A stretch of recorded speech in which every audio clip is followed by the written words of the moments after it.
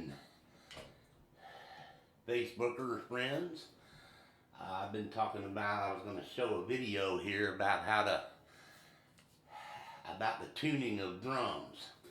But this is a little bit of a different video. I'm going to show how a drum can sound out of tune. This is primarily for people who are micing their drums in a band situation. And I'm going to hit each one of these drums now so you can hear how they sound now in tune with each other. Now,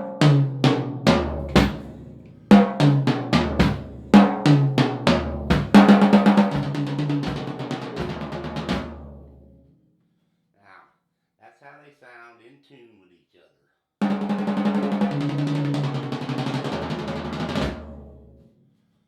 Now, you'll notice that when I hit each drum, they sound, they ring a little bit. Listen. Now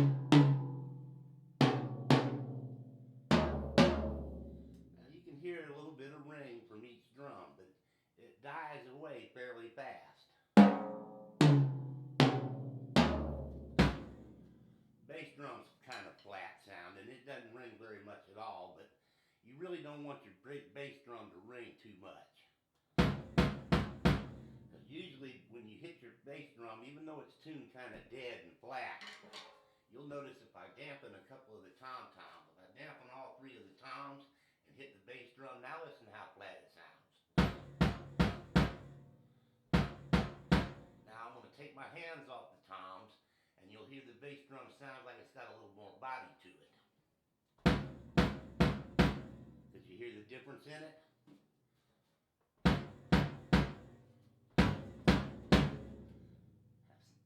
It's picking up some of the residual sympathetic ring from the other drums. Also, with the snares on, when I hit the toms, you'll hear just a little bit of rattling, a little bit of buzzing from the snares, but not very much. See, you just hear a little, but it's not enough to be annoying. When I hit the snare, you hear just a little tiny bit of the snare rattling.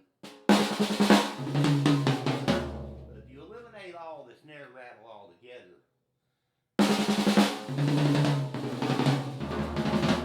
your snare drum will tend to not have any body to it. So I like for the snare to have a little body to it. That little tiny bit of rattling you hear, buzzing you hear, is not noticeable. So, but for the purpose of what I'm doing now, I'm going to turn the snares off. And what I'm going to illustrate and show is how just one of the drums being out of tune with the others will affect how the sound is. And again, here's the drums as they sound in tune.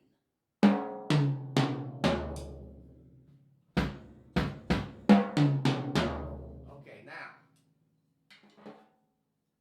I'm going to detune one of the lugs. Also, here's another good little idea. What you do is you take your drum key and you tie a shoestring or a string around it right here, and then you tie it onto somewhere onto your floor tom-tom leg or somewhere down there. That way, because here's what you don't want to do. You don't want to leave your drum key sitting in one of the lugs on the drum. I don't know if you'll be able to hear this over this microphone. You should be able to, though. But if I start hitting this drum with a drum key stuck in there like that, listen to how it sounds. You hear that drum key rattling in there against the drum? It does the same thing on the snare drum. You just can't hear it as well because the snare is louder. Leave it on. You don't want to leave your drum key sitting in one of the lugs on the drums, because it'll rattle against the rim of the drum and it'd be annoying. So you tie a string to one end, you tie it to your floor tom leg or somewhere to one of the lugs. You tie the other end to a string. That way also, if you're tuning make sure the string's long enough to reach all the lugs on all the drums. And that way, if you drop your drum key, mistake while you're tuning, you don't have to get down there and grub around looking for it. You just reach down with the string and pull it back up, and there's your drum key back. So that's a good thing to remember. Okay, now I'm going to show you how by just detuning by one of the lugs on one of the drums being out of tune will affect the sound of the drums and make the drums sound wrong and make you think your drums are out of tune. I'm going to detune, actually I'm going to tune this lug right here on this drum. I'll go with this one because you can probably see it better. I'm going to tune it a whole turn up too high, higher than the other lugs on the drum.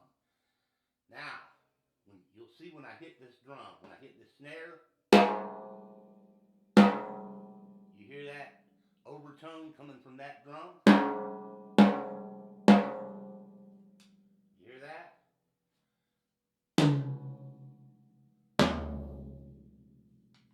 It's causing an overtone to come from this drum, but I'm actually hitting this drum. Watch when I hit the snare. You hear that overtone? Okay, and it's causing the snare to buzz excessively. So, when you're micing the drums and you're sitting up there and the sound engineer guy saying, I'm hearing you, and you're hitting your snare, and he says, you got a horrible overtone coming from that snare drum, and you get over here and you start cranking and turning, hitting your snare drum, and the overtone just won't go away. It's because you're tuning the wrong drum. This is the drum that's out of tune, not this one. Although the drums actually sound like that, relatively in tune. The way you find that annoying overtone is you hit your drum and then hold one of the other drums. Well, when I did it, the sound didn't go away. The annoying overtone still didn't go away. Uh-oh, it went away that time. So you know this is the drum that's causing the annoying sound. So then you start working on your lugs. We already know that this is the lug on this drum that was causing the annoying overtone.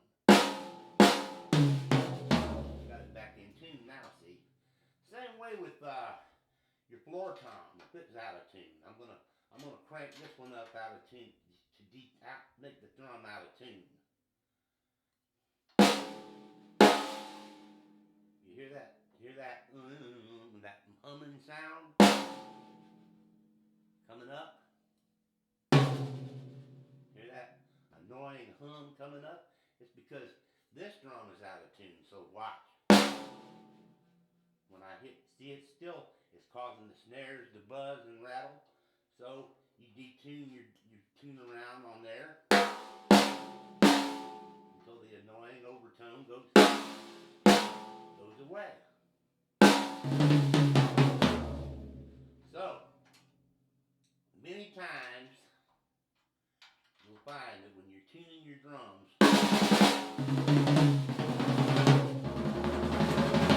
they don't just need to be in tune as a drum set, they have to be in tune with each other. So when you get all your drums in tune with each other, they come out sounding smooth and clean, and you don't have annoying overtones. This video is meant to just be an illustration to show that just one of your drums being out of tune will cause the drum it might make you think the drum you're hitting is the one that's out of tune, when in fact it's one of the others that's causing the problem. So your drums not only have to be in tune themselves, but they have to be in tune with each other, so that when you hit one, it won't annoy the other drum and cause it to have an annoying overtone. So when you're playing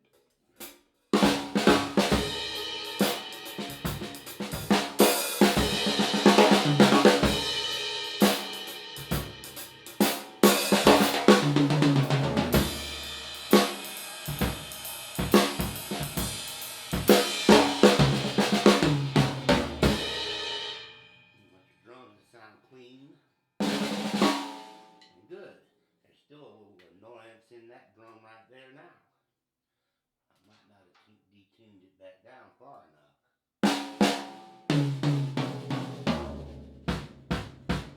So, next time I'm going to go into a little bit more detail on how to tune the snare drum and make the snare drum sound good and not have a lot of buzzing and annoying overtones in it on the next video. But on this video was just designed to show you how the drums harmonize with each other, how when you hit your bass drum without the other drums being muffled,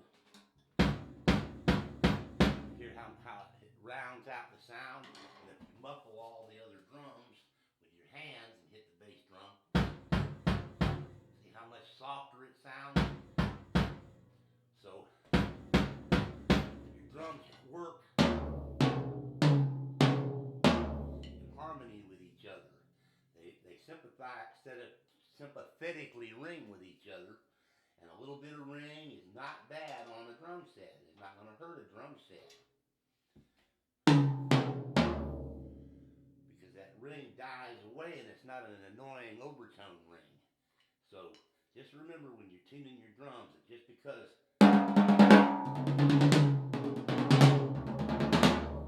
when you hit one drum and you hear that annoying ring, it may not be the drum you're actually striking that's causing that ring. It might be one of the other drums not in tune with the other drums. And like I said, next time I'll go into more detail on how to tune a snare drum, and we'll talk about tuning the other drums some more. But I just wanted to go over that part of it, the fact that that one drum can be out of tune and cause the other drums to sound like one of them is out of tune. So that's all for today, and I hope this video showed y'all something about tuning drums. And I'll talk to y'all later.